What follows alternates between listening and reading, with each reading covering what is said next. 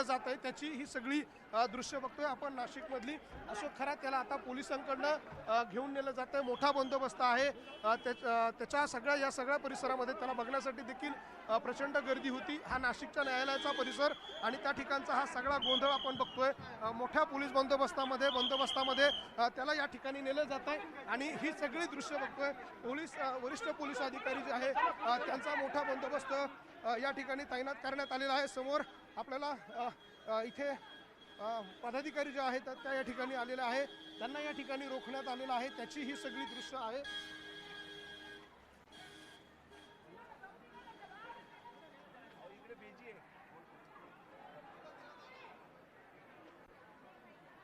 आपण बघतोय तृप्ती देसाई यांना पोलिसांनी रोखून धरले होतं।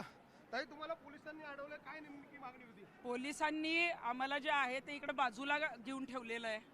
अशोक खरातला जे आहे ते कोर्टात आणलं होतं। महाराष्ट्राच्या महिलांच्या ज्या भावना आहेत की त्याला 2 कानाखाली तरी दिल्या पाहिजेत कुणीतरी जाऊन, म्हणून आम्ही इथं आलेलो होतो। आणि पोलीस जे आहे ते अजूनही त्याला संरक्षण देत आहेत, त्यालाच VIP ट्रीटमेंटमध्ये नेत आहेत। त्यांना म्हटलं आम्ही काही चुकीचं केलं तर आम्हाला ताब्यात घ्या, परंतु आम्हाला सोडतही नाहीत आणि काहीच करत नाही। त्या हरामखोराला सोडलंय त्यांनी।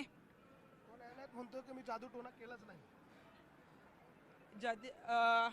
अशोक खरात जो आहे तो भंपक आहे, खोटारडा आहे आणि आता न्यायालयालाही फसवण्याचा प्रयत्न करतोय। देखील फसवतोय अशा प्रकारची भूमिका त्यांची आहे। इकडे न्यायालयात आणखी काही लोक आले होते, त्यांना देखील या ठिकाणी अडवण्यात आलेलं आहे, त्यांना पकडण्यात आलेलं आहे। आपण बघतोय अशोक खरात याच्यावरती हल्ला करण्याचाही प्रयत्न काही लोकांचा होता, मात्र त्या ठिकाणी त्यांना या ठिकाणी पोलिसांनी ताब्यात घेतलेलं आहे, त्यांना या ठिकाणून नेलं जात आहे, त्याची ही सगळी दृश्य बघतोय। तृप्ती देसाई यांना काही वेळापूर्वी पोलिसांनी एका बाजूला रोखलं होतं आणि दुसरीकडे आता अशोक खरातला या ठिकाणी जाब विचार